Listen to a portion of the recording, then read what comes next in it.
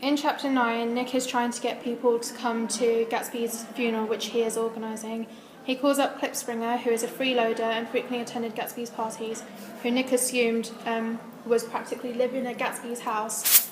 When he calls Klipspringer, though, Klipspringer tells him he left a pair of tennis shoes at Gatsby's house, which indicates a frivolity of the Jazz Age in that he doesn't really care about Gatsby after Gatsby has died, even though Gatsby practically gave him a home in which he stayed.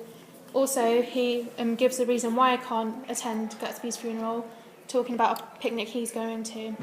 This also points out the frivolity of the Jazz Age in that he really doesn't care about the emotional turmoil of a funeral. He has no feelings towards Gatsby. Gatsby really meant nothing to him, but because Gatsby was rich, he was able to provide for him.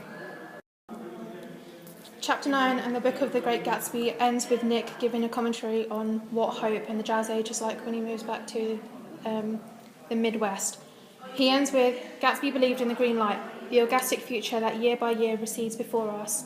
Therefore, the book is ending on a symbol of hope, as Gatsby always looked out at the green light on the dock when he thought of Daisy, who was across from him in East Egg? West Egg? One of the eggs. One of the eggs. Anyway. So the book has very strong themes of hope, it being Gatsby's main motivator in that he always hopes Daisy will become his. If he stretches out farther, spends enough money, tries to woo Daisy over with his extravagant parties, he will eventually achieve his hope.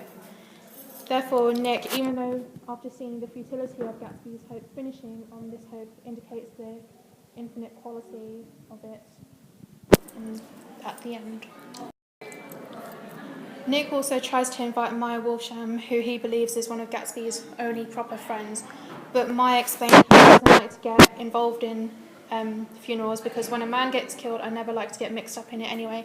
This directly contradicts what he said earlier in the book when he describes the death of his friend who got shot in a hotel, therefore describing Maya's colluding ways and how he tries to avoid them because he is essentially a criminal and can't get involved in places where he can get caught for his acts.